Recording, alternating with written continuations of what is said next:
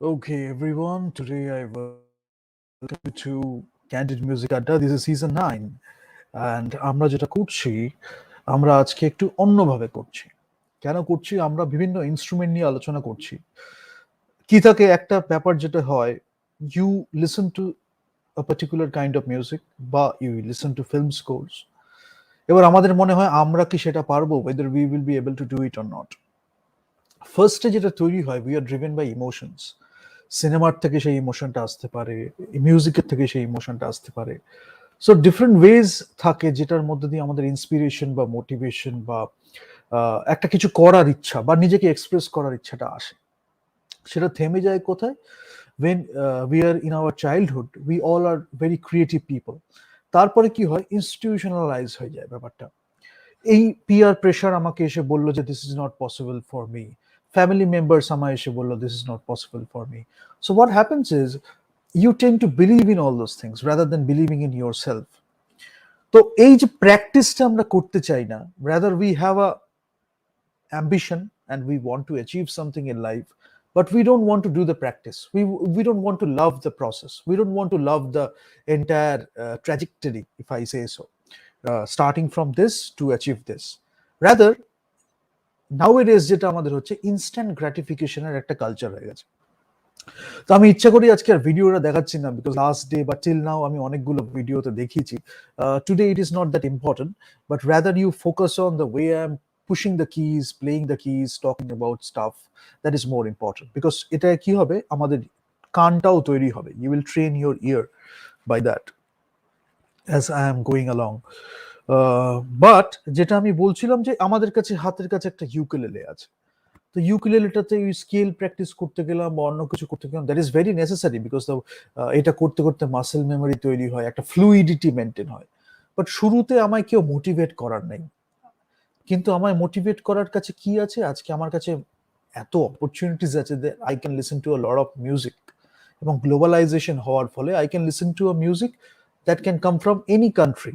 French হতে পারে, German হতে পারে, ইতালিয়ান হতে পারে, এশিয়ান আদার কালচার্স হতে পারে, চাইনিজ, জাপানিজ, সাউথ এশিয়ান, আমি যদি বলি সাউথ কোরিয়ান মিউজিক হতে পারে। বং জুন হো খুব সুন্দরভাবে ইউজ করছে, দারুণভাবে ইউজ করছে মিউজিক।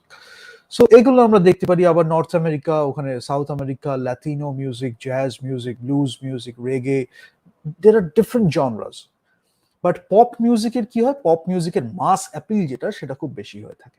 বাট অনেক অনেক সময় ইজি মিউজিক হয়ে যায় পপ মিউজিকটা। কেউ যখন কিছু করতে চাইছে, মাসকে অ্যাপিল করতে চাইছে, তখন একটা ইজি মিউজিক হয়ে যায়। Now why I am mentioning this, I must tell you, প্রত্যেকটা দেশের ইফ ইউ সি, ইউএসএ তে তো খুব সুন্দরভাবে ওরা করেছে, ইউরোপেও যেহেতু ওদের রেনেসাঁ এন্ড আদার কালচার্স ছিল, মুভমেন্টস হয়েছে, যার জন্য ওরাও মেনটেন করেছে।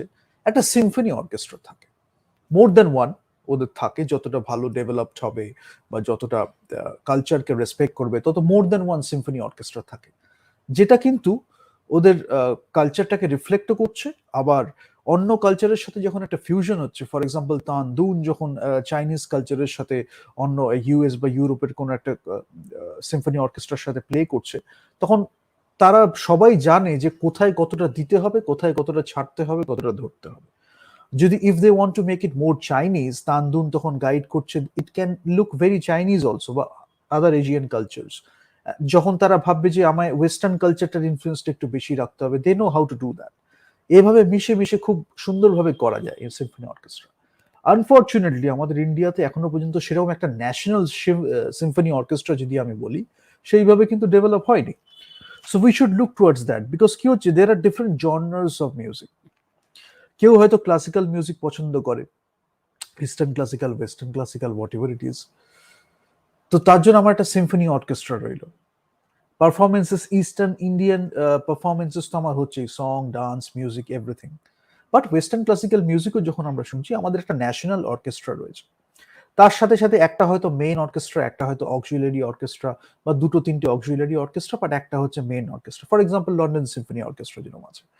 আমার ইউএসএ তে যেটা খুব ভালো হচ্ছে, প্রত্যেকটা জায়গায় স্টেট ওয়াইজ বা একটা ভালো ভালো জায়গা ওয়াইজ একটা তো আছেই একটা দারুণ অর্কেস্ট্রা, তার সাথে সাথে আরো অক্সিলারি অর্কেস্ট্রাস অনেক আছে এবং খুব সুন্দর। মিনেসোটা অর্কেস্ট্রা একরকম হচ্ছে, আবার আমার সান ফ্রান্সিসকোতে একরকম হচ্ছে, আবার আমার ক্যালিফোর্নিয়াতে একরকম হচ্ছে, তো বিভিন্ন জায়গায় সান ফ্রান্সিসকো ক্যালিফোর্নিয়ার মধ্যে সাটল একটা ডিফারেন্স আছে, আবার কখনো কখনো এমন একভাবে তারা পিস আছে সেই ডিফারেন্সটা মনেই হচ্ছে না।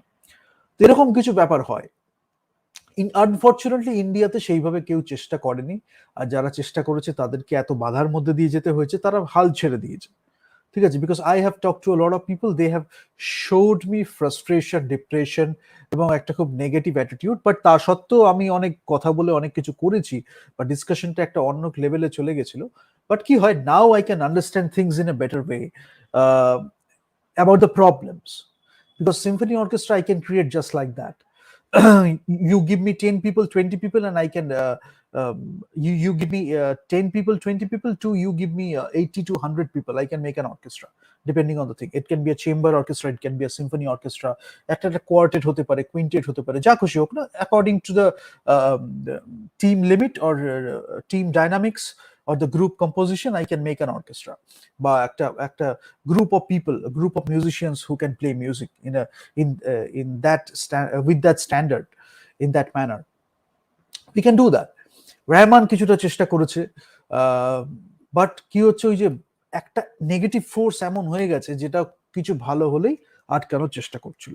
বাট যেটা আমাদের এখন করতে হবে আমার মনে হয়, why I am talking about all this things, that is very important, because যখন আমরা একটা ক্রস কালচারাল কমিউনিকেশন করছি, যখন আমরা একটা ক্রস কালচারাল একটা মিক্স পারফরমেন্স করছি, যখন হয়তো আমরা ইন্ডিয়ার থেকে ইউএস বা ইউরোপ বা এই অন্যান্য এশিয়ান কালচার্সের সাথে একটা মিলেমিশে একটা কিছু করছি, হয়তো সিনেমারই একটা মিউজিক্যাল পিস আছে, সেটাকে অর্কেস্ট্রাতে প্লে করা হচ্ছে, কন্ডাক্টর হয়তো different, musicians different, but composer বলে দিয়েছেন হয়তো এই জিনিসটা মেনটেন করতে, এইভাবে আমার এটা যাতে রিপ্রেজেন্ট করা হয় মিউজিকটা, ঠিক আছে, যাতে একেবারে বাজেভাবে করা না হয়, কিছু একটা কমিউনিকেশন তো থাকেই। এবং the more you delve into this kind of music, you tend to have a self respect or dignity towards yourself, towards music, otherwise you cannot play all these pieces also, যেটা থেকে আজকে এটা আরো বলার দরকার, বিকজ হয়তো আমরা easily একটা পিয়ানোতে কিছু বাজিয়ে দিচ্ছি, but to play that piece you have to be certain kind of person, you have to go through a journey, right? ওই ইমোশনসটা যে আমরা দেখে এসেছি বা বুঝে এসেছি, we are just translating that into an instrument, maybe piano, maybe a French horn, maybe a clarinet, maybe a flute, maybe a oboe, maybe a timpani, maybe a xylophone, whatever it is. তো Hans জিমারের ক্ষেত্রে যখন আমরা আলোচনা করেছি, we have talked যে আমাদের Hans যেটা খুব সুন্দর করেছে, what we should learn from him is এই ক্রস কালচারাল মিউজিকটা এলিমেন্টসটা নিয়ে এত সুন্দরভাবে একটা সিনেম্যাটিক অ্যাপিল দেওয়া, we can learn from Hans. বিশেষ করে লায়ন কিং বা এই ধরনের স্কোরটা যখন আছে, তখন কোন একটা আফ্রিকান মিউজিককে সেখানে নিয়ে এসে সেখানে ওই যে লায়ন কিং এর পুরো একটা সিনেম্যাটিক অ্যাপিল তৈরি করা, and all over the world people are accepting it.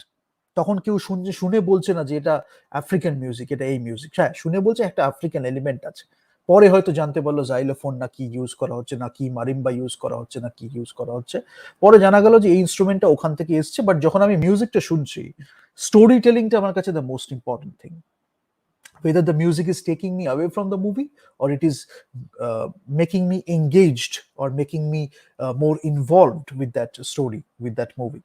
That is the most important thing. Overpower করে গেলে খুব মুশকিল হয়ে যায়। আবার জেমস হর্নারও ট্রাই করেছে ডিফারেন্ট উড উইন্ডস নিয়ে এক্সপেরিমেন্টেশন, এবং একটা জায়গার স্টোরি বলা হচ্ছে বলে যে সেই জায়গারই উড উইন্ডস বলতে হবে এরকম কোনো মানে নেই। Rather what is more important in terms of emotions, what is more important in terms of storytelling, সেখান থেকে সেই ড্রাইভটা আসছে।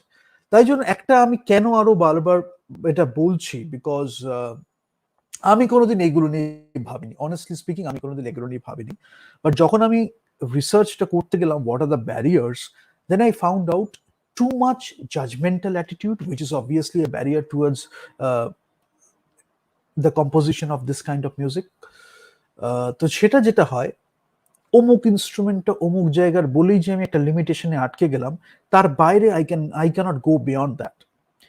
Rather if we are driven by the feeling, একটা ইনস্ট্রুমেন্ট শুনলাম, সেটা আমার মনের মধ্যে একটা ছাপ ফেললো, আমি ইন্সপায়ার্ড হয়ে গেলাম, মিউজিকটা কি সুন্দর সাউন্ড ইনস্ট্রুমেন্টটা, সেই ইনস্ট্রুমেন্টটা আমার মধ্যে কি ইমোশন ইভোক করলো, সেইটা যখন আমি অত ডিপ লেভেলে ভাবছি, খুব সুন্দরভাবে সেটা আমার মাথায়ও থাকছে, আমি মনেও রাখছি, পরে যখন আমি ইউজ করলাম, সেটা আমি ইউজ করলাম, কিন্তু ওটা আমি অত ভেবে করলাম না, rather I am guided by the emotion বা দ্য স্টোরি টেলিং অ্যাপ্রোচ।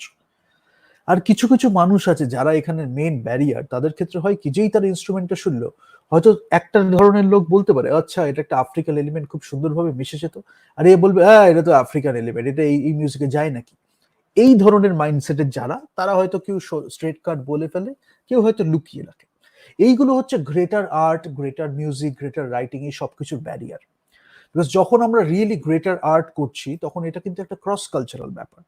ঠিক আছে, আর ইন্ডিয়াতে এটা সব থেকে বেশি বোঝার দরকার, কারণ প্লুরালিস্টিক একটা কালচার আছে, ডাইভার্সিটি, ইনক্লুশন, ইকুয়ালিটি, এটা আমাদের ইন্ডিয়ার একটা পার্ট, থাউজেন্ডস অফ ইয়ার্স ধরে থেকেছে আর কি। তো সেখানে যদি ইন্ডিয়ার মতো একটা কালচারে আমরা একটা পোলারাইজড ওয়েতে we won't have this, we won't have this, we don't do this, we don't do this, এরকম যদি করি, then we are harming the essence of our culture. The entire world has learned, but India is lagging behind. Why? হয়তো কেউ বেশি লোকজন এই জন্য ইন্ডাস্ট্রিতে আসছে না, সিনেমাটিক ইন্ডাস্ট্রিতে কাজ করছে না, মিউজিক ইন্ডাস্ট্রিতে কাজ করছে না, because they are getting frustrated, they are getting depressed. So আমাদের কাজও করতে হবে, now with a bigger purpose in mind. কি সেই পারপাসটা? আমাদের কান্ট্রির একটা এসেন্স আছে। এসেন্সটা কি? এই যে এত বড় একটা কান্ট্রি, তার এই যে ডাইভার্সিটি, ইকুয়ালিটি, ইনক্লুশন, আমি বলি মোস্ট ইম্পর্টেন্টলি ডাইভার্সিটি যদি বলি, এবং ইনক্লুসিভনেস, প্রচুর ধরনের মানুষ এখানে বাস করছে, প্রচুর স্টেটস আছে, ডিফারেন্ট কালচারস আছে, তাদের প্রত্যেকের একটা মিউজিক আছে, কত দারুণ দারুণ ফোক ইনস্ট্রুমেন্টস আছে, মিউজিক আছে। সেইগুলোকে এখন আমরা শুনেই উঠতে পারলাম না, সেটাকে এখনো ইন্টারনালাইজ করতে পারলাম না, তারপরে তো আমরা ট্রান্সলেট করব। একটা ইনস্ট্রুমেন্ট, দুটো ইনস্ট্রুমেন্ট, তিনটে, চারটে, 10টা ইনস্ট্রুমেন্টকে একসাথে রেখে আমরা একটা ক্যাকোফোনি করছি না, rather we are going for a harmony. সেটা বোঝার জন্য we have to be certain kind of person. আমার মধ্যে যখন সেই ডাইকটমি ক্যাকোফোনিটা নেই, তখন আমার মধ্যে হারমোনিয়াসলি সবকিছু একসাথে মিশে যাচ্ছে। Then I am just channelizing my emotions through the composition, যেখানে সব এলিমেন্টস গুলো একসাথে মিশছে, but it's a very coherent composition. যখন আমি শুনছি আমার মাথার মধ্যে অত কিছু আসছে না, পরে যখন আমি অ্যানালাইজ করছি, তখন হয়তো আমি ভাবলাম যে এইটা ওইখানে ইউজ করছে, এইটা ওখানে ইউজ করেছে, সেটা হচ্ছে একটা ব্যাপার। বাট ইনোভেশন, ক্রিয়েটিভিটি যখন হচ্ছে, তখন আমরা এত জাজমেন্টাল ওয়েতে করতে পারি না। এটার থেকে কি হ্যাম্পার হচ্ছে? আমাদের কালচারটা হ্যাম্পার হচ্ছে। স্টোরি টেলিং এর একটা কালচার আমাদের ইন্ডিয়াতে হাজার হাজার বছর ধরে আছে, সেইটা আস্তে আস্তে একটা ন্যারো ডাউন হয়ে পার্টিকুলার ন্যারেটিভের কালচার হয়ে গেছে। এই প্রত্যেক কটা এক একটা জিনিসকে এফেক্ট করতে করতে আসছে। কি হচ্ছে? মিউজিক এফেক্ট করছে সিনেমাকে, সিনেমা এফেক্ট করছে মিউজিককে, স্টোরি টেলিং ওভারঅল কালচারটা এফেক্ট হয়ে যাচ্ছে। ফোকলোর, ফোক, এপিক, এগুলো ইন্ডিয়ার একটা বেসিক পার্ট। যে কোনো কালচারে যেমন আছে, ইন্ডিয়াতে আরো গ্র্যান্ডিওস ওয়েতে করা হয়েছে। বিকজ ক্যারেক্টারাইজেশন, কনফ্লিক্টের ডেপথ বলি, ইমোশন বলি, layers of the plot, layers of the narrative, এগুলোতে এত ডিফিকাল্ট, এত কমপ্লেক্স, সেটা বোঝার জন্য you have to be reaching certain kind of position. সেই পজিশনটা না পৌঁছাতে পারলে everything will be very complex for you. Either you accept it or embrace it and you try to improve yourself, that is one approach. There is another approach, you don't understand it but you want to maintain your superiority, that's why you bring the essence of the culture down, you simplify it unnecessarily, and you want to say that the culture was not modern and you created it modern. But they cannot do this, there are these are the faults in that culture, but we can make it right. But objectively, if we look at Indian culture, you can learn so much from it. Music boli, cinema boli, storytelling এর যে কালচারটা ছিল, we can learn a lot from it. Others are learning and we can tell them also what they can learn from this culture. Nowadays, in a contemporary way, modern way, what are the things they can learn? একটা কাজ তারা করছে, আমরা বলতে পারলাম এই জিনিসটা যদি আমাদের কালচার থেকে, আমি এমনি জাস্ট কথার বলছি যে আমাদের কালচারে এটা তো ছিল, if you study this concept it might help you. For example, আমি যদি বলি ভেদিক ম্যাথটা যদি কেউ পড়ে, রেশিওস, প্রপোর্শন যদি কেউ পড়ে, সেক্রেট জিওমেট্রি যদি কেউ পড়ে, তার মিউজিক একটা অন্য লেভেলে চলে যাবে, if he or she has gone beyond certain kind of expertise. একটা টাইমের পরে গিয়ে আমরা ক্রাফটটা নিয়ে বেশি চিন্তিত থাকছি, কোন স্কেল বাজাচ্ছি, কোন মেন মোড বাজাচ্ছি, কোন নোট বাজাচ্ছি, সেটা ডেফিনেটলি কেউ কেউ করে। But when we are going towards the metaphysical level, যেখানে আমরা ফিলোসফিক্যাল ওয়েতে মিউজিকটা কম্পোজ করছি, in a very spiritual way, তখন আমরা কি করছি? দেখছি যে সিক্রেট জিওমেট্রি আমাদের খুব অ্যাপিল করছে, ফিবোনাচি নাম্বার আমাদের খুব অ্যাপিল করছে, রেশিও প্রপোর্শন আমাদের খুব অ্যাপিল করছে, এবং সেটা ওই নাম্বারে শুধু নেই, নাম্বারে সেটাকে ইমপ্লিমেন্ট করে এফেক্টটা কি হচ্ছে, দ্যাট ইজ অ্যাপিলিং। তো আমরা সেখানে এক্সপেরিমেন্টেশন করছি সাউন্ড মিউজিক নিয়ে, সলফিজিও ফ্রিকোয়েন্সি নিয়ে, সেগুলো কিভাবে আমাদের একটা কসমিক লেভেল, কসমিক উইজডমের সাথে কানেক্ট হচ্ছে, আমাদের একটা ডিফারেন্ট রিয়েলমে নিয়ে যাচ্ছে।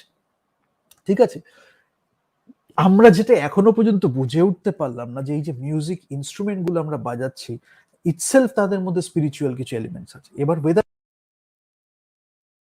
ফ্রেঞ্চ হর্ন যখন আমি বাজাচ্ছি, ফ্রেঞ্চ হর্নকে সেরকম ভাবে বাজালে পিপল উইল আন্ডারস্ট্যান্ড যে ফ্রেঞ্চ হর্ন দিয়ে কত কি সুন্দর সুন্দর মিউজিক হতে পারে, উডউইন্ডস দিয়ে কত কিছু সুন্দর মিউজিক হতে পারে, আমাদের ইস্টার্ন ইনস্ট্রুমেন্টস গুলো দিয়ে বাঁশুরি বলি, হারমোনিয়াম বলি, তারপরে আরো কত ইনস্ট্রুমেন্ট আছে, উই তো talking about different kinds of instruments, sarod বলি, সেতার বলি, কত সুন্দর সুন্দর মিউজিক হবে। বাট একটা ইনস্ট্রুমেন্ট তো অটোমেটিক্যালি বেজে উঠবে না যদি সেটা প্রোগ্রামড একটা লুপে না থাকে। আমি অ্যাজ অ্যান আর্টিস্ট আমি ইনস্ট্রুমেন্টটাকে বাজাচ্ছি, আমি ট্রান্সলেট করছি আমার ইমোশন, আমার ক্রাফট, আমার এক্সপার্টিস, তারপরে সেটা স্পিরিচুয়াল রেলমে চলে যাচ্ছে, something much bigger than that, then একটা হারমোনিয়াস রিলেশনশিপ হয়ে যাচ্ছে, as if the instrument is an extension of my body. এবার কন্ডাক্টর যখন কন্ডাক্ট করবে তাকেও তো সেভাবে বুঝে কন্ডাক্ট করতে হবে। সেরকম একটা গ্রুপ অফ মিউজিশিয়ানস আসবে যারা প্রত্যেকে রেসপেক্ট করে মিউজিককে, তাদের নিজেদের এই প্রসেসটাকে, কন্ডাক্টরকে, একটা দারুণ একটা সেই গুরু শিষ্য পরম্পরা আমাদের যেমন ছিল, সেটা যদি হালকা করে আমি বলি, সবসময় গুরু শিষ্য হতে হবে এরকম কোনো মানে নেই, but that reverence, that respect we have towards the devotion we have towards music, towards composition, সেটা যদি প্রিরিকুইজিট না থাকে তাহলে বাই ডিফল্ট মিউজিকটা খুব খেলো হয়ে যায় আর কি। ঠিক আছে, যার জন্যই আমরা এই ক্যান্ডিড মিউজিক আড্ডাটা আরো আলোচনা করেছি, so that you get expose to different cultures, different different composers, এবং অস্কার পাচ্ছে বলি যে সে একজন ভালো কম্পোজার এটা কিন্তু আমরা বলছি না, because we will do a session on the new composers যাদের টেকনোলজির advent, with the advent of technology যারা খুব সুন্দর সুন্দর কাজ করেছে, হয়তো তাদের মধ্যে অনেকে অস্কার পায়নি। ফর এক্সাম্পল থমাস নিউম্যানকে নিয়ে আমরা কথা বলেছি, থমাস নিউম্যান প্রচুর নমিনেটেড হয়েছে কিন্তু অস্কার পায়নি, তাই বলে কি তাকে আমরা বাদ দিয়েছি? দিইনি, because you have to understand কার কতটা পোটেনশিয়াল আছে।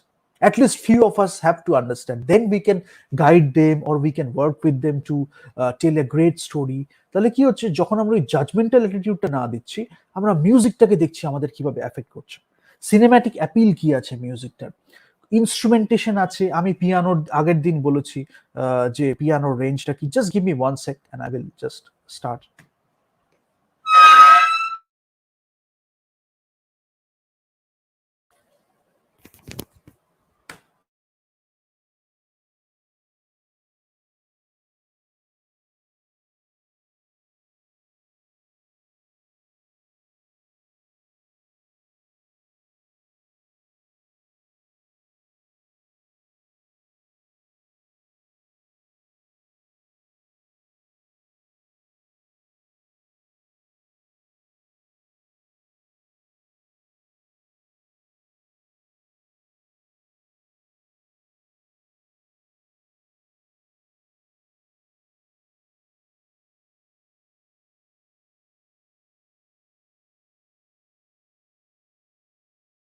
Yeah, so as I was telling, যে আমাদের লাস্ট ডে আমি যেটা বলছি সেটা আমি আর রিপিট করব না। তো প্রশ্ন হচ্ছে যে আমি তো এই মিউজিকটা শুনছি, এখন প্রশ্নটা হচ্ছে যে আমি গ্যাপটাকে ব্রিজ করব কিভাবে। যদি আমরা গ্যাপটা ব্রিজ করার জন্য, ফার্স্টে আমার এটা বলাটা খুব দরকার, যদি আমরা গ্যাপটাকে ব্রিজ করার জন্য প্র্যাকটিক্যালি একটু না ভাবি বা প্র্যাগম্যাটিক্যালি যদি না ভাবি, যদি, তাহলে সেটা উইশফুল থিঙ্কিং হয়ে যায়। মানে আমি এই জায়গাটায় পৌঁছাতে চাইছি, তার জন্য এই have to do tremendous hard work. আজকে আমি যে কথাগুলো আপনাদের সামনে বলছি, 20-25 ইয়ার্স অফ প্র্যাকটিস তার পিছনে রয়েছে। It might look very simple, it might look very easy, but একটা টাইম ছিল যখন আমি কন্টিনিউয়াসলি কানে হেডফোন গুঁজে এই মিউজিকগুলো শুনেছি, কোনো কোনো সময় বাজিয়েওছি। তারপরে আজকে যখন আমি কথাটা বলছি, that is coming from a lot of practice and a lot of devotion, a lot of respect, a lot of love. এমন এমন কিছু সিচুয়েশন হয়েছে আমার লাইফে যেখানে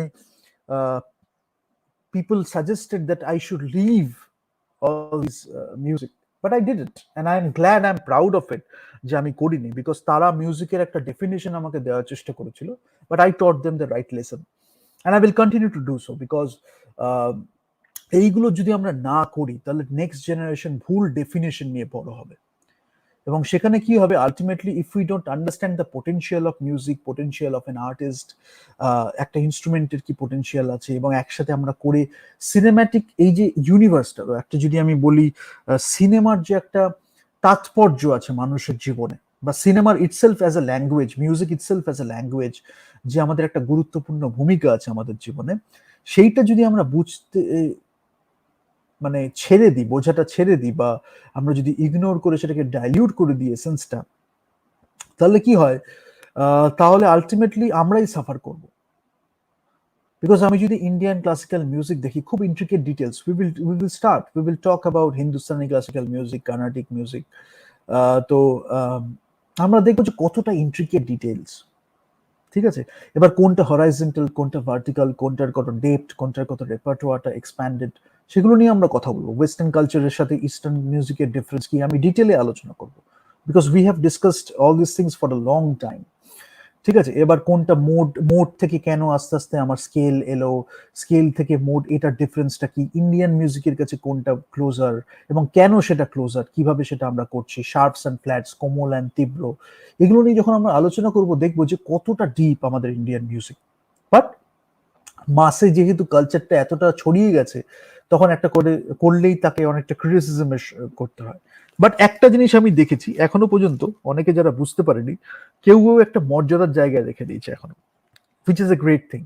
কিন্তু সাধারণ মানুষ যদি আরেকটু বুঝতে পারে, তাহলে আরেকটু বেটার কালচার আমরা তৈরি করতে পারবো। ফর এক্সাম্পল, সেখান থেকে আমরা শুরু করেছিলাম সত্যজিৎ রায়ের রবীন্দ্রসঙ্গীত দিয়ে, তাই তো? ক্যান্ডিড মিউজিক আড্ডা যখন আমরা শুরু করি সেশনস, রবীন্দ্রনাথ ঠাকুর আর সত্যজিৎ রায়ের থেকে যেটা আমরা শিখতে পারি, I have mentioned it and I will just mention it briefly again. Rabindranath ঠাকুরের থেকে একটা যেটা খুব শেখার ব্যাপার, সেটা হচ্ছে মিউজিক অ্যাপ্রিসিয়েশন। শুধু মিউজিক না, art appreciation in general, cross cultural art বা একটা গ্লোবালাইজড আর্ট, সেটাকে অ্যাপ্রিসিয়েট করা বা সেটাকে যে নেওয়া, সেটা আমরা রবীন্দ্রনাথ ঠাকুরের থেকে শিখতে পারি, এবং নিয়ে মানুষের জন্য প্রচুর দেওয়া, সেটাও। বাট সত্যজিৎ রায় সেটা শিখেছেন রবীন্দ্রনাথ ঠাকুরের থেকে। এবং একটা ইনসিডেন্ট আছে যখন রবীন্দ্রনাথ ঠাকুর মারা যান, যেটা আমরা প্রচুর লাইফে দেখেছি, সুতরাং this is not a new thing. আমি যখন শান্তিনিকেতনে ছিলাম, I use to read a lot of books, তো সেখানেও আমি যখন পড়ছিলাম, আই কুড রিলেট টু ইট আ লট। পরে আমি কলকাতায় যখন চলে এসেছি, তখন আমি দেখেছি যে রবীন্দ্রনাথ ঠাকুর যখন মারা যায়, কিছু হয় না, বাঁশের চেয়ে কঞ্চির দর বেশি, তো কিছু কিছু লোকজন তখন ওখানে ফ্লক করেছিল আর কি, ঘুরে বেড়াচ্ছিল, এরা বিশাল কেউ করে এরা দেখাবে রবীন্দ্রনাথ ঠাকুর মারা গেছে, সাথে থাকবে এরকম একটা, মানে থাকে এই, we have seen this people in our cultures. তো সত্যজিৎ রায় এবং তার কিছু ফ্রেন্ডস ছিল, তারাও ওখানে গেছিলেন। তো সত্যজিৎ রায়ও মানে বলেছিলেন সামথিং লাইক দ্যাট, আমার এক্স্যাক্টলি ডায়লগটা মনে নেই, but I can relate to the essence, যে vultures are having a day to day, মানে ভালচার্সরা গিয়ে ওখানে, সেখানে ওই বললাম বাঁশের চেয়ে কঞ্চির দল বেশি, একটু দেখাবে যে কি না কি। তো সত্যজিৎ রায় অতটা কাছে যেতে পারেননি তখন, বাট তিনি মানে ভালোবাসা তো আমাদের মনেই থাকেই, সে আমরা কাছে যাই না দূরে যাই, সেই ভালোবাসার থেকেই আমরা একটা পারসুইট অফ এক্সেলেন্সের দিকে যাই, সিনেমাতে যাই, মিউজিকে যাই, what ever it is. But ভালোবাসা শ্রদ্ধার একটা জায়গা থেকে আমরা নিজেদের কাজটা করে যাই, কেউ আমাদের বলবে সেটার জন্য আমরা অপেক্ষা করি না, which is the right way to do things, otherwise you can't achieve a lot. তো সেটার জন্য যেটা হয়, যেটা আমি বলছিলাম, which is very connected to this scenario, যে আমাদের কি বলছিলাম, হ্যাঁ, এটা উইশফুল থিঙ্কিং। উইশফুল থিঙ্কিং হচ্ছে যখন আমি বলে দিচ্ছি আমি তো এটা পারবো, আমি তো এটা করে দেবো, আমার এটা ব্যাপার, but I don't criticise myself enough. You should be your best critic, whether I am really able to do it or not. If I cannot answer that question, that bothers me a lot. যদি আমি, কেউ হয়তো আমাকে একটা কাজ দিল, আমি যদি জানি যে আমি 80% 90% পর্যন্ত পারবো, 10% I can go for that experimentation, তাহলে হয়তো বলেও কিছুটা একটা করা যায়। আমি বলছি অনেকের ক্ষেত্রেই এটা হয়, বাট আমি একদম জানি না, আমি 10% হয়তো বুঝেছি, সেটাও হয়তো বেসড অন ফলস অ্যানালিসিস, কিন্তু আমি বলে দিলাম যে আমি ওই কাজটা পারি। তখন কি হচ্ছে, একটা সিরিয়াস লেভেলে, একটা দারুণ লেভেলে যখন কেউ কাজ করার চেষ্টা করছে, সে কি করছে, ভরসা করছে, তার ফেস ভ্যালু তো অনেক সময় নিয়ে নিচ্ছে, তার সোশ্যাল স্টেটাস যদি আমি বলি, তার যে একটা ব্র্যান্ড তৈরি হয়েছে, সেটাকে বিশ্বাস করে কাজটা করে ফেলছে। বাট ইন দ্য এন্ড তারা কি পাচ্ছে, একটা ফ্রাস্ট্রেশন, ডিপ্রেশন, সেটা হয়তো এক্সপ্লিসিটলি বললো কি না বললো, বাট একটা পাচ্ছে, বিকজ একটা, যারা ভালোবেসে সিনেমা করে বা লেখে বা মিউজিক করে, তারা খুব ডেডিকেটেডলি, খুব ডিভোটেডলি করে, ঠিক আছে। তো যখনই তার মধ্যে একটা শ্যালো ব্যাপার চলে আসে, একটা তুচ্ছ ব্যাপার, একটা খেলো ব্যাপার, একটা কি বলবো, একটা একটা মানে something that is not in that spiritual realm, if I say so, তো সেটা যখন হয়ে যায় তখন it bothers us a lot as an artist. তো সেখান থেকে যখন উইশফুল থিঙ্কিং হয় তখন অনেকে বলতে পারে হ্যান কারেঙ্গা ত্যান কারেঙ্গা, এসব অনেক কিছু বলতে পারে, মানে in a way it means যেটা আমি সেই করব এই করব এরকম একটা ব্যাপার, মানে জাস্ট দেখাতে হবে একটা সুপিরিয়রিটি কমপ্লেক্স দিয়ে। But there is another approach যেটা নিয়ে আমরা এখানে কথা বলছি, we are taking the other approach. You have to do the hard work, at least for a while. You have to understand the concept, you have to understand the essence, understand the emotions, and you can take the leap of faith, but that is driven by love, passion, and enthusiasm. You have seen a lot of movies, whether you have seen a lot of movies or you haven't seen a lot of movies, but you love the storytelling approach, right? তখন হচ্ছে একটা naive ওয়েতে আমি একটা cinema বানালাম, অনেক সময় দারুণ হয়ে যায়, আমি করেছি ছোটবেলা। And I now when I look at it, বা যখন যে প্রসেসটাকে দেখি, আমি দেখি যে কত কিছু ইউনিভার্সালি কানেক্টেড হয়ে গেছে, আমি অত কিছু ভেবেও করিনি। তার কারণ as a human being I was connected to that. Then I am just channelizing or translating my emotions, my craft, my art into a particular type of storytelling, or maybe avant-garde, experimental storytelling, whatever it is. ঠিক আছে? তো অত analysis আমার দরকার নেই, যারা criticise করেছে তারা অ্যানালিসিস করছে, but I loved the process of making the film, I loved the way I was writing the script, I loved the feel I was getting, the feeling I was having while writing the script. Each and every process আমি enjoy করেছি প্রসেসটা, just একটা cinema বানাতে হবে বলেই না, I was enjoying the entire process. Obviously that will be reflected in the outcome or in the product. Whenever I am loving the process, whenever I am loving the passion or the enthusiasm, that will be reflected in the film. সেটাই যেটা হয়েছে, ওখান থেকে সরিয়ে এসে এই judgmental অ্যাটিটিউডটা করতে করতে কেউ আর বাজায় না, কেউ আর ভাবে না যে আমিও সেটা পারি, একটা ইনস্ট্রুমেন্ট তুলে নিয়ে সেটা কিছুদিন পরেই তারা ছেড়ে দেয়। Many people take up guitar in Bengal or in India, many people take up ukulele, many people take up guitar, but they don't come to certain stage যেখান থেকে তারা এই কনফিডেন্স নিয়ে এটা বলতে পারে। ঠিক আছে, অনেকে সিন্থ নিয়ে করলো, সেখানেও বলতে পারে, বাট আলটিমেটলি চালিয়ে যেতে হয় এটা কন্টিনিউয়াসলি, একটা লার্নিং অ্যাপ্রোচ, ইভলভিং একটা অ্যাপ্রোচ। বিকজ আমি এখনো বলছি, এই আমি এত কিছু করলাম, তো যখন আমি এই পিয়ানোটা নিয়ে বসি না, এই যে একটা ডিজিটাল পিয়ানো আমি দেখাচ্ছি, 88 কিজ আপনার সামনে আছে, এই একদম লেফট সাইডে দুটো হচ্ছে A0 B0 সাদাটা, A0 B0, আর একদম রাইট সাইডের সাদাটা হচ্ছে C8, বাদ বাকি যেটা আমি বলেছি C1 থেকে শুরু করে থার্ড সাদাটা থেকে C1 থেকে শুরু করে C7 অক্টেভের শেষ পর্যন্ত, এইটা হচ্ছে আমার 88 কিজ এর রেঞ্জ। এইটার সামনে যখন কেউ বসে, সে যতই জ্ঞানী হোক না কেন, যতই কম্পোজ করে থাক না কেন, we still feel that how little, how small we are in front of this piano. পরে হয়তো বাজালে আমরা কিছু একটা বাজিয়েও দিলাম, দারুণ একটা মিউজিকও তৈরি হলো, বাট এই যে ভাস্টনেস অফ মিউজিক, এই যে অ্যাবান্ডেন্স অফ মিউজিক, এইটার সাথে আমাদের কানেক্ট হতে হয়। না হলে কি হবে, সবই লুপে একটা মিউজিক চলছে, সবই একঘেয়ে একটা ক্যান্ড মিউজিক চলছে, তো সেখান থেকে আমরা ইনোভেশন করতে পারি না, ক্রিয়েটিভিটি করতে পারি না। এবার ফর্মটাকে আমি ভাঙবো, তার জন্য তো আমাকে ফর্মটা জানতে হবে, বা একটা হায়ার ফোর্স থেকে সেটা করতে হবে, যাতে ফর্মটা এমনি ভেঙে যাবে, because I know I am driven by something much greater. সেই জায়গাটায় পৌঁছাতে গিয়ে অনেকগুলো ব্যারিয়ার চলে এসছে। ঠিক আছে, তো এইগুলো বুঝলে I think we can do better compositions. But তার আগে আমি আরেকটা কথা ছোট করে বলবো, যে উইশফুল থিঙ্কিং না করে we should go for the practice, we should go for the hard work. At least যেটা দরকার, লিস্ট ডিজায়ার্ড থিং, সেটা হচ্ছে স্টোরিটা আমরা রিয়েলি বুঝছি কিনা, কতটা আমাদের এফেক্ট করছে, স্টোরিটা আমাদের কতটা এফেক্ট আছে আমাদের ওপরে, সেইটা আমরা অ্যাটলিস্ট পাচ্ছি কিনা। বাদ বাকি সব কিছু হয়ে যায়, কিন্তু স্টোরিটা যখন আমি বলছি, একটা ফিলিং আমাদের থাকে যে ultimately did it make the impact or not, emotionally আমাদের কি একটা ড্রাইভ করলো, যেটা অ্যাকচুয়ালি বলতে চেষ্টা করলো, এগুলো কি আমরা বুঝলাম। লিটারারি অ্যাপ্রিসিয়েশন হতে পারে, ন্যারেটিভ, মানে আমার স্টোরি টেলিং এর যে অ্যাপ্রিসিয়েশনটা, সেটা কাল্টিভেট করাটা খুব দরকার, সেখান থেকে বাকি সবকিছু হয়ে যায়।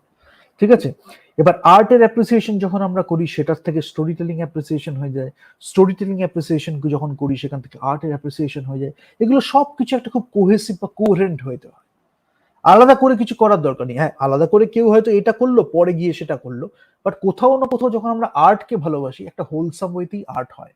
আর ইন্ডিয়াতে সেই কালচারটা বহু হাজার হাজার বছর আগে থেকে করেছে। এরপরে এখন যেটা হয়েছে, বারবার আমি যেটা বলছি, সবকিছুই আলাদা আলাদা করে কি হয়েছে, এটার সাথে যে এটা হতে পারে এই মধ্যেই এতগুলো ব্যারিয়ার চলে এসছে।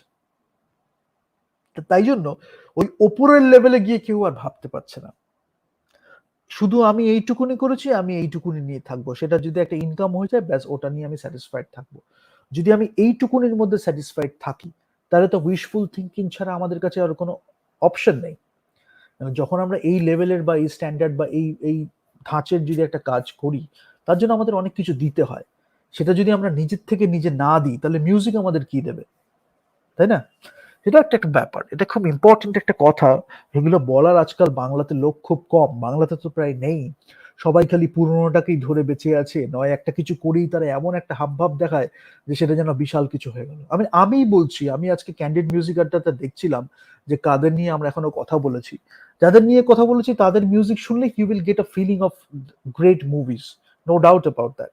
বাট আমার এখনো করে মনে হচ্ছে আমি তো কিছুই করিনি। এই আজকে এটা নিয়ে মনে হয় 30খানা এপিসোড আমাদের হবে, আমার মনে হচ্ছে আমি কিচ্ছু করিনি, I have talked about nothing, because I know how vast it is. কিন্তু যদি আমরা কানেক্ট করতে পারি সেটার সাথে, দেন পরে একটা কোনো কনভারসেশন হচ্ছে, উই ক্যান রিলেট টু ইট। পরে কোথাও আরেকটা কোনো কাজ কেউ করছে, আমরা একটা ডিসকাশন করছি, we can relate two it. But we have given it a thought, we have done the meditation, we have reached at a certain level through from where we can look at the horizon, ঠিক আছে? তো সেইটা যদি আমরা না করি তাহলে তো সেটা উইশফুল থিঙ্কিং হবে, তাই না? এবং যে আমাদের সাথে কাজ করবে সে বিট্রেড হয়ে যাবে, সে ভুল করবে। আমরা যদি আমাদের মনুষ্যত্ব থেকে থাকে তাহলে আমরা সেটা বুঝবো ভুলটা, পরে হয়তো সেটা রিপিট করব না। আর যদি সেই মনুষ্যত্ব আমাদের না থাকে তাহলে ভুল বারবার করে যাব, আর আমাদের উপরে বিশ্বাস করেও লোকে বারবার ভুল করবে।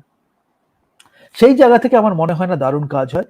এনিওয়েজ, আমি যেটা বলবো যে পিয়ানো আমি লাস্ট দিন বলেছিলাম, আমি দেখাতে পারিনি ছবিটা, but today you can see যে একদম লেফটে আমার যেটা আছে, লেফটের দুটো যদি সাদা কি আমি দেখি, A0 আর B0, তারপর থেকে C1 স্টার্ট হচ্ছে অক্টেভ, ঠিক আছে? এই যে আমি বলেছিলাম, এই এই প্যাটার্নটা আমি বলেছিলাম, তিনখানা থাকবে, তার উপরে দুটো কালো কি, আর চারখানা সাদা থাকবে, তার উপরে তিনটে কালো কি। এই এক একটা অক্টেভ, এই 12খানা অক্টেভ, নিচে 7টা সাদা, উপরে 5টা কালো। এই এক একটা প্যাটার্ন নিয়ে ইউ উইল সি দ্যাট একটা একটা করে হয়েছে। এবার ইউ উইল আস্ক মি যে আমি C4 মিডল সি বলছি, আমি বুঝবো কি করে? খুব simple, I think you have already got it by now. এই যে মাঝখানে রেড ডটটা আছে, দ্যাট ইজ ইউর C4, ঠিক আছে? তাহলে রেড ডটটা যদি থাকে C4, তারপরে যদি আমি একদম লেফটে আবার ওই প্যাটার্নটার তিনটের ফার্স্টেরটায় চলে যাই, তাহলে সেটা হবে আমার C3। আরেক ধাপ গেলে আমি দেখবো C2, আরেক ধাপ গেলে আমি দেখবো C1, তারপরে শুধু B0 আর A0, ঠিক আছে? আবার এই লাল ডটটা থেকে যদি রাইট সাইডে যাই, আরেকটা অক্টেভ গেলে আমি C5 পাবো, আরেকটা অক্টেভ গেলে আমি C6 পাবো, আরেকটা অক্টেভ গেলে আমি C7 পাবো। C7টা যেই শেষ হয়ে গেল, একটা এক্সট্রা কি আছে C8, খুব হাই পিচ, খুব হাই ফ্রিকোয়েন্সি। এই হচ্ছে আমার 88 কির পিয়ানো। এবং যতগুলো ইনস্ট্রুমেন্ট আমি বাজাচ্ছি নোট ওয়াইজ বা ফ্রিকোয়েন্সি ওয়াইজ, এটা এর মধ্যেই লাই করছে, জেনারেলি এর মধ্যেই লাই করছে, কারণ এই জন্য পিয়ানো একটা খুব হোলসাম ইনস্ট্রুমেন্ট। তবে এখানেও আমি বলবো, কেউ হয়তো ক্লাসিক্যাল পিয়ানো বাজাতে গিয়ে তার রেপার্টোয়ার বা অর্নামেন্টস গুলো ইউজ করে খুব সুন্দরভাবে করলো, মানে এমবেলিশমেন্ট যেটাকে আমরা বলি, যে একটা হচ্ছে সিম্পল এখানে মিনিমালিস্টিক ওয়েতে হলো, আরেকটা হচ্ছে খুব কাজ, যেটা বেটোভেনের ক্ষেত্রে যেটা আমরা খুব ড্রামাটিক দেখতে পারি। But if you look at baroque music, you will see the ornamentation or এমবেলিশমেন্টটা কতটা আছে, ঠিক আছে? সো ব্যারক মিউজিক শুনলে আমরা বুঝতে পারি সেই ইন্ট্রিকেট ডিটেলস গুলো কিভাবে হার্পিস্কর্ড বা চার্চ অর্গান বা পিয়ানোতে কিভাবে, মানে সেই ধরনের ইনস্ট্রুমেন্ট গুলোতে কিরকম ভাবে বাজানো হয়েছে, সেটা খুব ইম্পর্টেন্ট। আজকে যখন আমরা পিয়ানোতে বাজাই তখন সেটা দেখলে বুঝতে পারবো যে কতটা, মানে ক্রাফটের দরকার হয়, ঠিক আছে, এক্সপার্টিজের দরকার হয় সেগুলো বাজানোর জন্য। বাট ইজি ওয়েতে we can look at the theme, যেটা রবীন্দ্রনাথ ঠাকুর সত্যজিৎ রায় করেছেন, যেটা নিয়ে আমি বলছিলাম, সেটাই আমরা বলবো। বাট এবার প্রশ্ন হচ্ছে, আমরা মিউজিক্যাল ইনস্ট্রুমেন্ট গুলো দেখছি, ইন প্লেইং দ্য ইনস্ট্রুমেন্ট আমরা ওখানে আলোচনা করেছি সোফার, ইউকেলেলে আর রেকর্ডার ফ্লুট, আমি রেঞ্জটাও বলে দিয়েছি। এখন কথাটা হচ্ছে, যেটা নিয়ে আমি শুরু করব আজকে, যে আমার যদি পিয়ানো না থাকে, যদি আমার 88 কিজের একটা পিয়ানো নেই, তাহলে আমি একটা সিন্থ কিনতে পারি, ঠিক আছে? এবার সেটার মধ্যে সিনটা, আমি কোন সিনটা কিনবো, people have asked me many Times. Generally যেটা হয়, আমি একটু বুঝিয়ে দিই কোন সিনটা কি, তারপরে then you can think about that. চারখানা আমি বলতে পারি, চারখানা চারখানা ধরনের কিবোর্ড নিয়ে আমরা আলোচনা করতে পারি। কেন চারখানা বলছি? Based on the number of keys.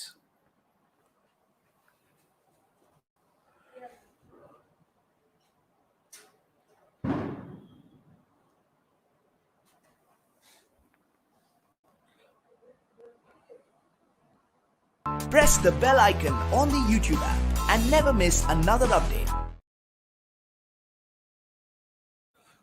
ওকে, তাহলে আমরা কি নিয়ে আলোচনা করছি?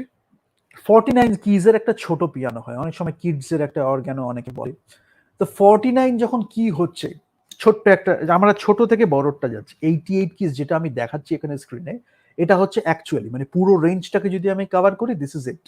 অ্যাকোয়াস্টিক গ্র্যান্ড পিয়ানো হতে পারে, ডিজিটাল পিয়ানো হতে পারে, বাট এটা হচ্ছে 88 কিজের। 49 কিজে তাহলে আমাদের কি থাকবে? C2 থেকে C5 আমাদের অক্টেভ পর্যন্ত থাকবে, প্লাস C6 একটা নোট আমাদের থাকবে। এবার C2 থেকে C5, এই C4 এর কাছে যদি আমরা দেখি, একটুখানি থাকবে মাঝখানে এইদিকে কিছুটা C2 আর C3 অক্টেভটা, আর এখানে C4 মিডল C থেকে শুরু হবে, C5 অক্টেভটা যাবে, তার সাথে সাথে C6 এর একটা থাকবে। তার মানে হোয়াট ডাজ ইট ইমপ্লিমেন্ট? সেটার মানে হচ্ছে C6টা যখন আমি একখানা নোট পাচ্ছি, তখন আমি হায়ার পিচের অনেকগুলো পাচ্ছি না। ইয়ান তিয়ারসেনের যখন আমরা পর্স গ্যারেট বা এমিলির কিছু শুনবো, তখন আমরা দেখবো C6 এর ওপরে আমাদের কয়েকটা নোট আছে C6 অক্টেভের বা ওরম ধরনের কিছু। তখন সেখানে আমরা দেখবো যে সেই নোটগুলো তখন আমরা বাজাতে পারছি না। তাহলে উপায় কি? আমাদের তখন ট্রান্সপোজ করতে হবে। আমাদের C4টা যেটা, সেটা C5 হয়ে গেল, C3টা C4 হয়ে গেল, C6টা C7 হয়ে গেল।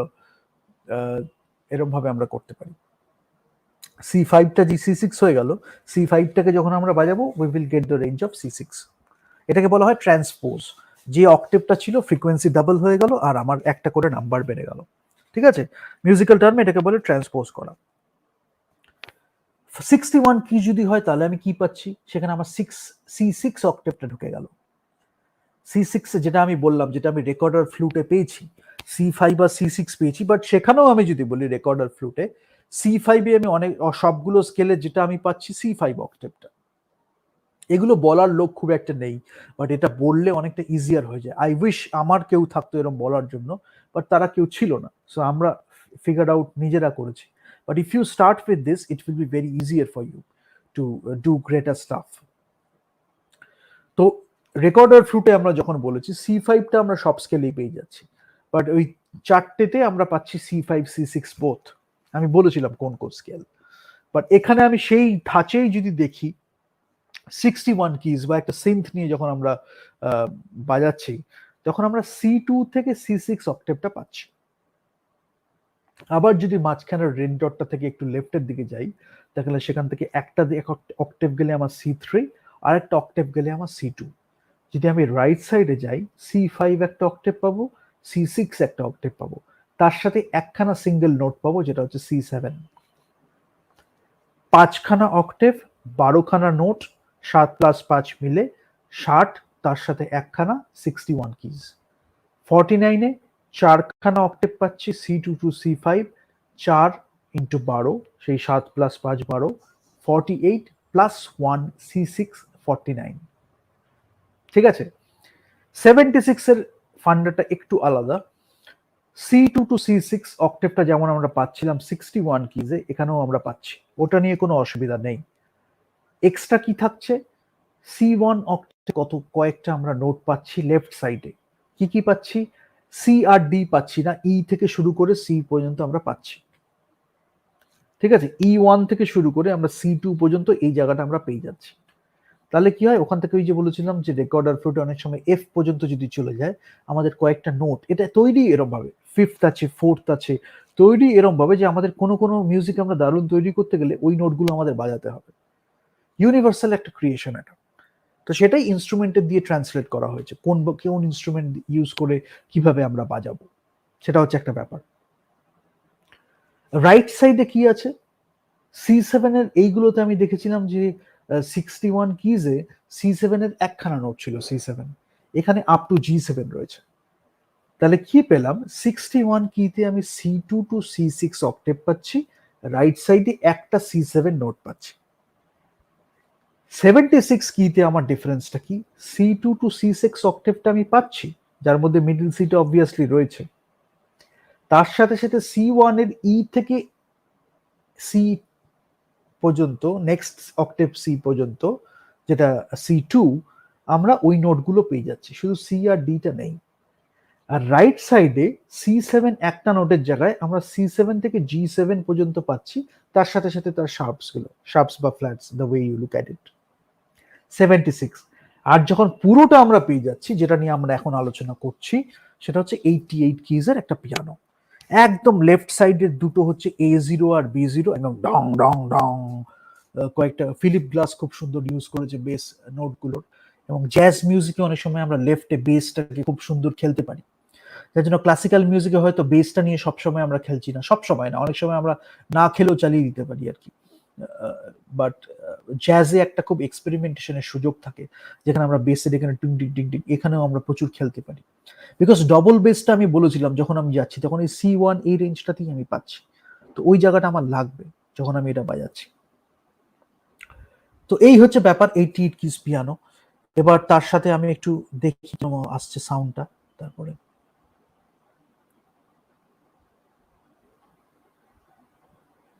আরেকটা জিনিস যেটা একটু বলবো এখানে, সেটা হচ্ছে সাস্টেন পেডাল আর সাস্টেন না। এই যে এখানে লেখা আছে সাস্টেন,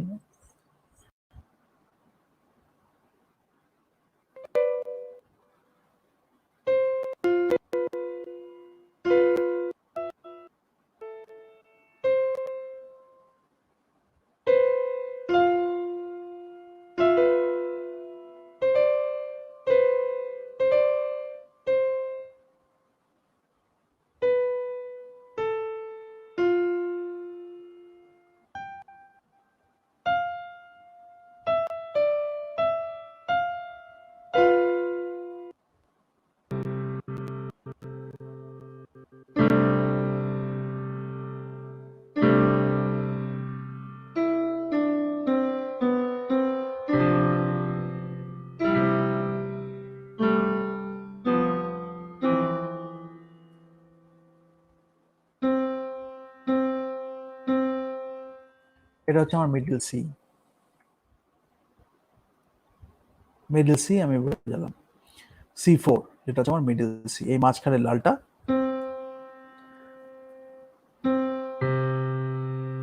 C4 C3 আমি পাচ্ছি, C4 C5 C4 C2 C5, সেই তার তার এদিকে আমি C2 তে যেতে পারি, বাট এইটা আমার আছে। এবার যদি আমি করতে পারি, আমি ট্রান্সপোজ করতে হবে,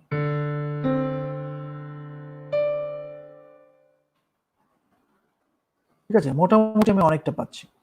সাস্টেনের ক্ষেত্রে যেটা বলছিলাম, সাস্টেনটা মানে একটু ধরে রাখে, এই যে একটা রেশ পাচ্ছি আমি, টাচ সেন্সিটিভিটির একটা ব্যাপার থাকে সিনতে অনেক সময়, সাস্টেনটা যেটা পাচ্ছি আমি, নিচের দিকে পা দিয়ে পেডেল করতে হয়, যদি না থাকে তাহলে খুব একটা কাট কাট সাউন্ড গুলো লাগবে, কিরকম এরকম দেখাচ্ছে, একটা করে নোট যখন বাজাচ্ছি ওইটুকুনি ধরে রাখবে না।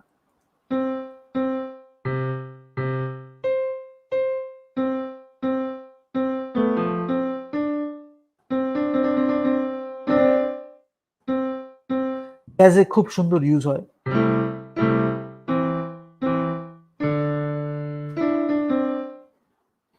জ্যাজে খুব সুন্দর ইউজ আছে, বাট আমাদের সাস্টেনে যখন আমি করব এটাই,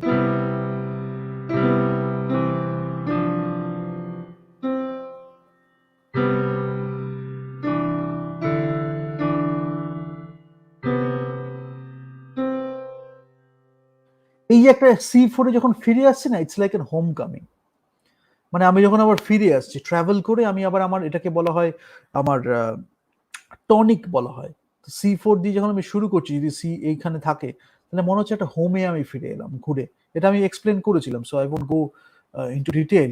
বাট কম্পোজার্স আমরা কাদের দেখেছি, কম্পোজার্স আমরা দেখেছি, যদি আমি বলি বাজালে সুবিধা হয়, এখানে অনেকটা আমি আসলে বাজাতে পারবো না, খুব অসুবিধা হয়। আমি আরেকটা পিয়ানোতেও দেখাবো, যেটুকুনি এখানে C5 C3 আর C4টা পাচ্ছি, সেটা দিয়ে যেটা হয়।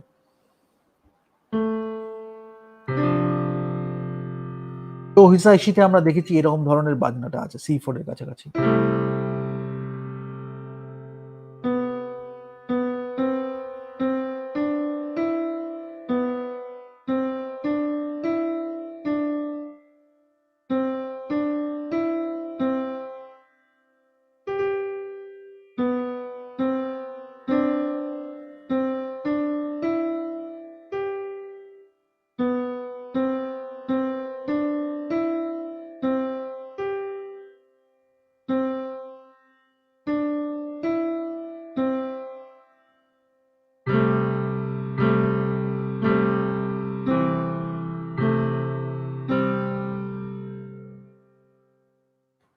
এরকম আমরা দেখেছি মিউজিকে।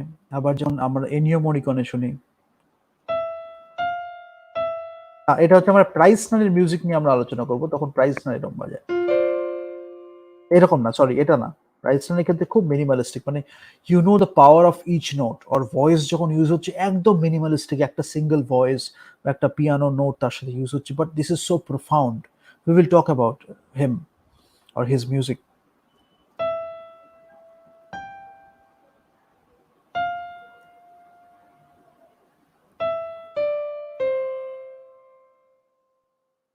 Silence is playing a huge role. So we will talk about Preissner, and সেটা আমরা বললাম। আরো এখন এনিও মরিকনে যখন আমরা বলবো,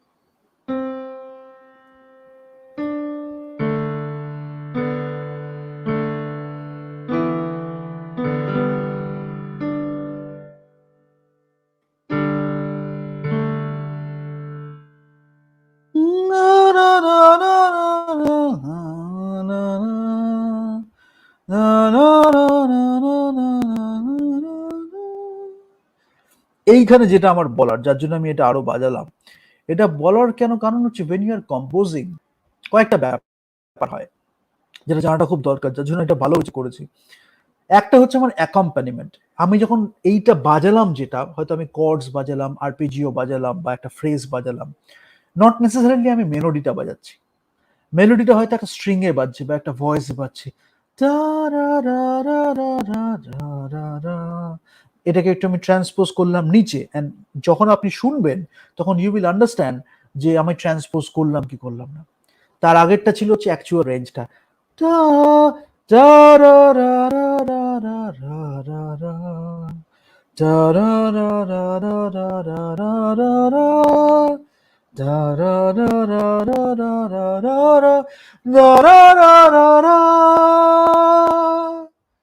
সেখানে পিয়ানোটা তারপরে টিং ding ding ding ding ding ding ding ding,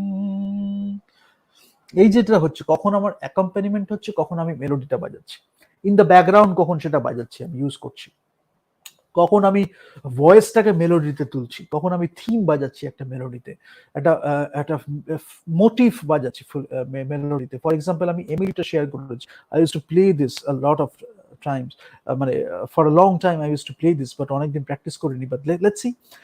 so there is no mistake when you sit in front of the piano, there is no mistake, you can play। ইয়ানি কোনোদিন নোটেশন শেখেনি, ইয়ানি কোনোদিন ফর্মাল এডুকেশন নেয়নি পিয়ানোর, but when you listen to his music you can see the love he is giving to the piano। whereas John Williams যদি আমি দেখি, প্রচন্ড intricate একটা, মানে একটা কি বলবো, প্রচুর শিক্ষার একটা ব্যাপার আছে, একাডেমিক একটা ফিল আছে জন উইলিয়ামস এর মিউজিকে। আবার জেমস হর্নারের ক্ষেত্রে আমরা জানি সে খুব একাডেমিক্যালি খুব সাউন্ড, বাট সেটা যখন মিউজিকে আসছে তখন সেটা মিশে একটা ইমোশনাল অ্যাপিল চলে আসছে। আমাদের মনে হচ্ছে না যে একাডেমিক ব্যাপারটা সেরকম ক্ষুদ্র একটা আছে, বাট ইমোশনাল ব্যাপারটা আমাদের বেশি আসছে সামনে। So that is how you compose. প্রত্যেকের ইন্ডিভিজুয়াল স্টাইল আছে। হান্সের ক্ষেত্রে হান্সও সেরকম ফর্মাল, যদি আমি বলি জন উইলিয়ামসের মতো সেরকম ফর্মাল চর্চা করেনি। তো হান্সের ক্ষেত্রে যখন আমরা দেখি এক্সপেরিমেন্টেশনের ব্যাপারটা খুব দারুণ স্ট্রং, এবং ইয়ানি যেমন একটা কোলাবোরেশন করে উইথ দ্য আর্টিস্ট, হান্স সেটা এখন শুরু করেছে, and it's really works. Because Hans যেভাবে করছে, sometimes they are using same musicians also, বিশেষ করে উড উইন্স যে বাজায়, সেখানে একটা স্টোরি আছে খুব সুন্দর। মানে হি ইজ, তার যখন সন্তান মারা যায় তারপরে তিনি একটা পিস বাজিয়েছিলেন উড উইন্সে, মানে দিস গাই ইজ অসম। তো হান্সের সাথেও বাজাচ্ছে with that kind of music, আবার যখন ইয়ানির সাথে বাজাচ্ছে, আলটিমেটলি কি হচ্ছে, ওই যে কোলাবোরেশনের একটা এসেন্স আছে, সিনার্জি যে একটা হয়, একটা কন্টাজিয়াস এনার্জি থাকে না, কন্ডাক্টর যেটাকে চাইছে ট্রান্সলেট করার মিউজিকে, সবাই সেটাকে ফিল করে তাদের নিজেদের পার্ট প্লে করছে। সেটা আমরা অ্যাক্টিং এ করতে পারি। অনেকে আমায় বলতো আমার স্ক্রিপ্ট বা ডিরেকশন স্টাইল নাকি ওরকম। তো I know that is that, because subconsciously definitely আমি খুব মোটিভেটেড, এবং that is how it should be. একটা প্লেফুল অ্যাটিটিউড রয়েছে, যেখানে রেসপেক্টের দরকার সেখানে রেসপেক্টও সবাই জানে। But ultimately we are producing great stuff, we are doing great work. সেটা যদি শুধু ওয়ার্কশপের মধ্যেই থেকে যায়, then we are not getting something out of it, right? Audience তাহলে কিছু পাচ্ছে না, শুধু আমরা নিজেদের ইচ্ছার জন্য, নিজেদের ওয়ার্কশপের জন্য প্র্যাকটিস করে নিলাম, নিজেরা পেয়ে গেলাম, ব্যাস হয়ে গেল। তাহলে অডিয়েন্সের কাছে একটা স্টোরি পৌঁছাচ্ছে না। আমরা ওয়ার্কশপও করলাম, আমরা দারুণ প্র্যাকটিস করলাম, তারপরে অডিয়েন্স যখন সেই অ্যাক্টিংটা দেখছে বা স্টোরিটা যখন উপলব্ধি করছে, তখন সে আরো বড় একটা ওয়েতে সেটাকে ফিল করতে পারছে। হয়তো সেই অডিয়েন্স থেকেই একজন পরে ফিল্ম মেকার হবে, ইন্সপিরেশন মোটিভেশনটা পাচ্ছে। পরে সে যখন অ্যানালাইজ করছে, স্টাডি করছে, দেখছে এই প্রসেস হয়েছিল before making the film, this was the pre production process, these are the things they went through, সেটা আসছে। বাট আলটিমেটলি সিনেমাতে সেটাকে ট্রান্সলেট করতে হবে, তো নাহলে একটা লট অফ এনার্জি ওয়েস্ট হয়ে যাচ্ছে। সেটাই আমি বলছি যে হাউ ইউ চ্যানেলাইজ ইউর সেলফ। যেখানে আমরা র্যাচেল পোর্টম্যানের ক্ষেত্রে বলছি,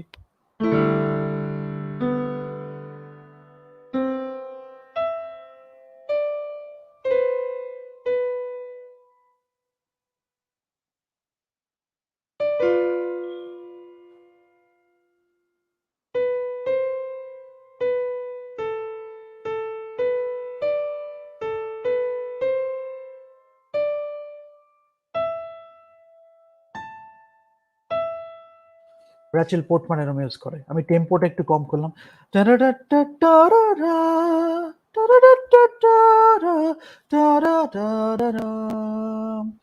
র্যাচেল পোর্টম্যান। আবার যখন ডেসপ্লার মিউজিক আমরা দেখবো,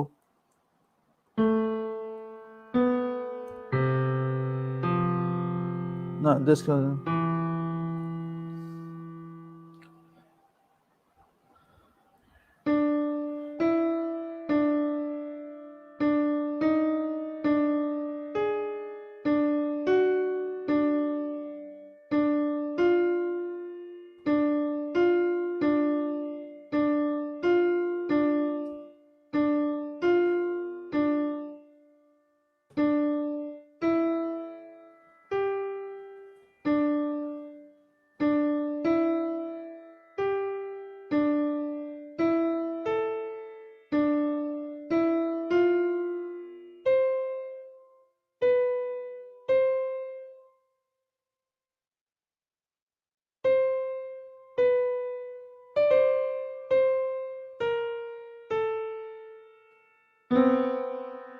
এখান থেকে এবার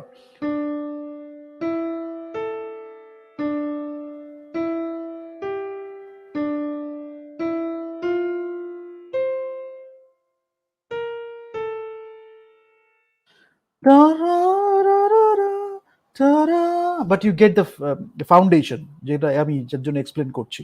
তো প্রত্যেকের একটা স্টাইল আছে। ডেসপ্লাই এই ধরনের মিউজিক খুব সুন্দর কম্পোজ করে। বাট এই যে আমি বলছি, আমি মিস্টেক করতে করতে করছি এটা, because you should feel that it is possible, and it is actually possible, but you have to love it and you have to give yourself, you have to give a lot to it, then music will give you in abundance. But if you don't give that, you will miss out a lot, and nothing can nothing can replace the power of enthusiasm or the power of passion, because that can make you do great things in life. But if you keep telling yourself that you are there already, but actually you cannot even criticize yourself, then you are living in a fool's paradise. So that's why wishful thinking is at one place, and then you can criticize others also. Because if you think you can evaluate someone and you don't know uh, how the standard feels like, so you are betraying that person also. So এখানে কোনো স্টেটাসের ব্যাপার হয় না, এখানে কোনো মানে hi fi lo fi এসব কোনো ওয়ার্ডের ইউজ করার কোনো ব্যাপার নেই। In very simplistic terms, whether you love it or not, whether you understand it or not, ঠিক আছে? সেখান থেকে পিয়ানোর সামনে বসে আমার দরকার নেই, আমি একজন কম্পোজার যখন হচ্ছি, এইটা দিয়ে শুরু হোক না, তারপরে আস্তে আস্তে প্র্যাকটিস করতে করতে আমি শিখবো। কিন্তু আমাকে প্রত্যেকবারই পারফেক্ট হতে হবে, এইটা যখন আমরা ছোট থেকে মাথার মধ্যে ঢুকিয়ে ফেলি বাচ্চাদের বা ছেলে ফেলেদের, তারা এই যে মিস্টেক থেকে যে একটা মানে শেখার সুযোগ আছে, এক্সপেরিমেন্টেশন ইনোভেশন থেকে যে একটা খুব শেখার সুযোগ আছে, এইটা তারা জীবনে করে উঠতে পারে না। পরে এত ভয়, ইনসিকিউরিটি ডেভেলপ হয়, একটা ইনফিরিয়রিটি কমপ্লেক্স ডেভেলপ হয়, পরে তারা কোনোদিন জীবনে ট্রাই করে না। But rather you make the mistakes and you know that you are going in the right direction, you know that you are evolving, so that there is no failure.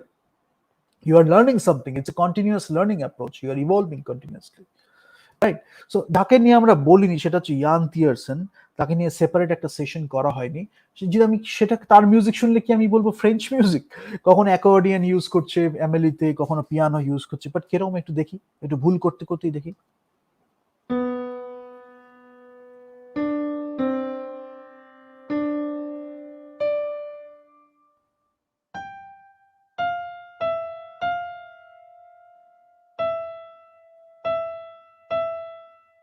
C5 এর রেঞ্জে চলে গেছে, হ্যাঁ।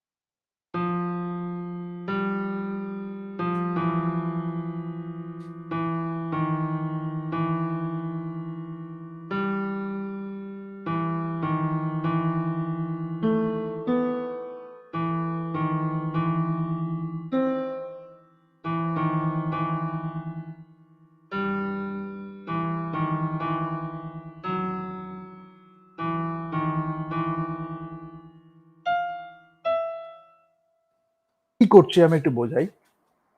শুরুর নোটটা হয়তো আমরা ঘুরে বেড়াচ্ছি, পাচ্ছি না কোথাও। থমাস নিউম্যান এইভাবে খুব কম্পোজ করে, যার জন্য আমি এটা আরো দেখালাম। যখন আমরা থমাস নিউম্যানকে নিয়ে কথা বলেছি, তখন আমরা শুরুটা একটু ফিগার আউট করছি, ফ্রেজ দিয়ে শুরু করছি।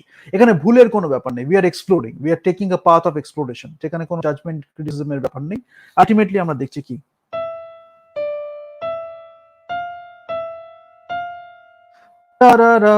আমি এটা পেয়ে গেলাম,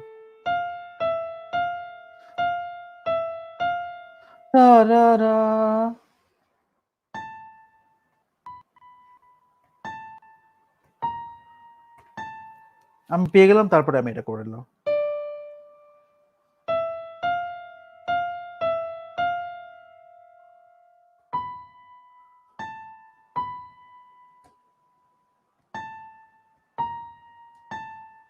তারপরে আমি একটা জায়গায় এলাম, পরে যখন আমি লিখছি তখন আমি লিখছি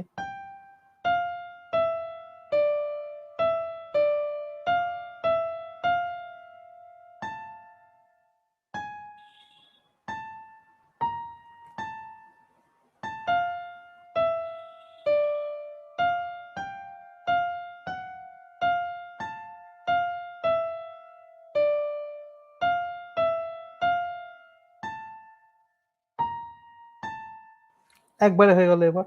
কিন্তু এই যে আমি ৩-৪ বার প্র্যাকটিস করলাম, সেই ভুলটা থেকেও আমার একটা শেখার জায়গা আছে।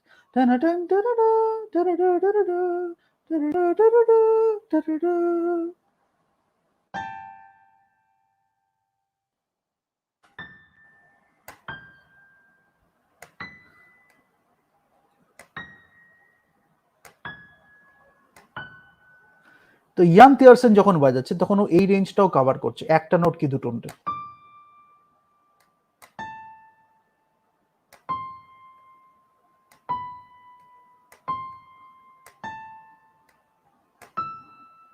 এইখান থেকে।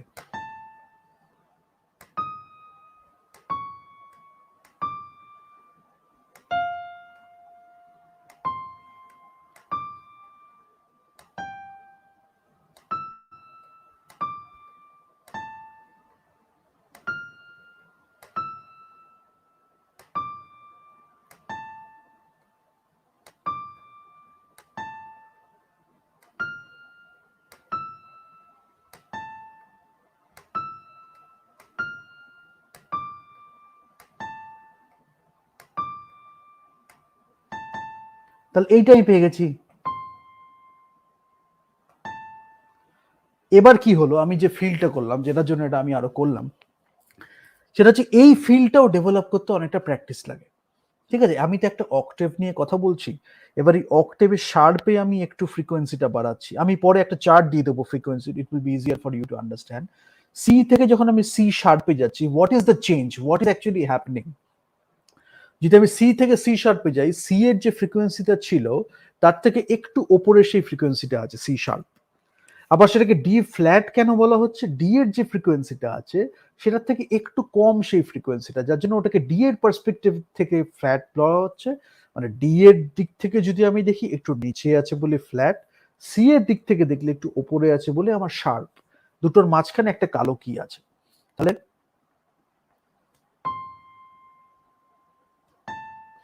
এইটুকুনি খুঁজতে গিয়ে আমি অতটা ট্রাভেল করলাম, বাট আলটিমেটলি কি হলো, এখান থেকে শুরু করছি।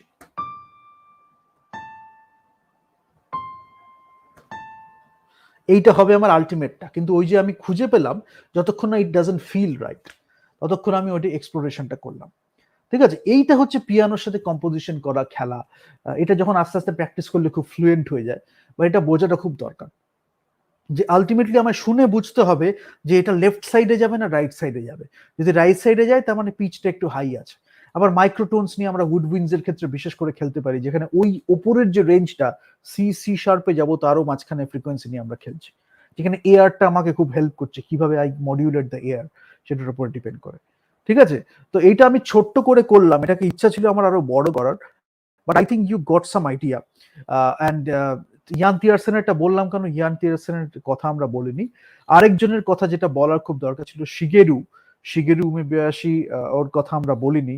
ওয়াঙ্কার বইয়ের সাথে খুব সুন্দর কাজ করেছে, বিউটিফুল কাজ করেছে, বিশেষ করে স্ট্রিংস এর যে ইউজ, শিগেরুর থেকে শেখার অনেক কিছু আছে। So what I will do is in the next session we are doing Sakamoto, Hildur, and Yo-Yo-Ma. I will add Shigeru with it because it is very important. We should talk about him and his music, especially in the Mood for Love.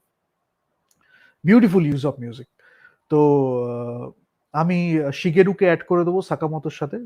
It will B Shigeru, Sakamoto, and your Hildur and Yo-Yo-Ma. So we will talk about piano and strings, especially we will go from piano to cello.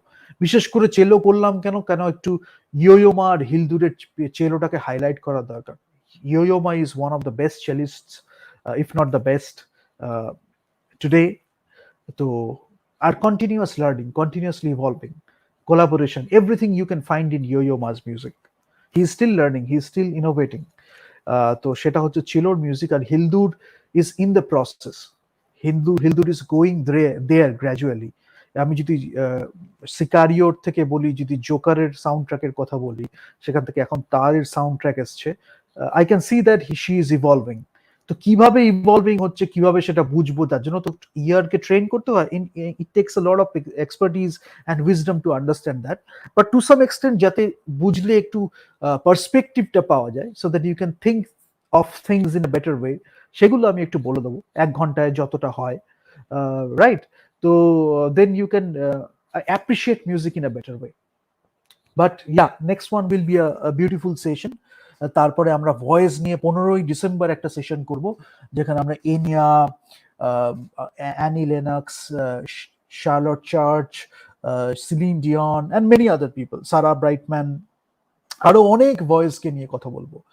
এবং ভয়েসের রেঞ্জটা, Rene Fleming, সুন্দর সুন্দর অনেক মানে দারুণ সিঙ্গারদের নিয়ে কথা বলবো, male and female both. Josh গ্রোমানকে নিয়ে কথা বলবো, then we will talk about many other singers, Andrea বোচেলিকে নিয়ে কথা বলবো, and there will be many other singers. and হয়তো আমি কিছু কিছু শিখবো, মানে একটু বাজাবো হয়তো, লা বোহেমে, লা বোহেমে, ইলা লা লা, লা লা লা লা। মানে এরকম টাইপের হয়তো আমি কিছু নিজে একটু করলাম, time to say good bye, টা লা লা লা লা, টা লা লা লা, টু রু রু টু রু রু রু রু, টু রু রু রু রু রু। এরকম ভাবে একটু করবো, আরো in a much more serious manner, এবং কিভাবে কিভাবে প্র্যাকটিস করলে আমরা একটা অপারেটিক ভয়েসও ডেভেলপ করতে পারি, but enjoying the process, learning something in the during while doing it. That's the most important thing. So if you haven't subscribed, please do subscribe, and see you in the next session. আর আরেকটা জিনিস আমি বলেই থাকি, if anyone is interested to read poetry with us, you can send a mail, we will get back to you.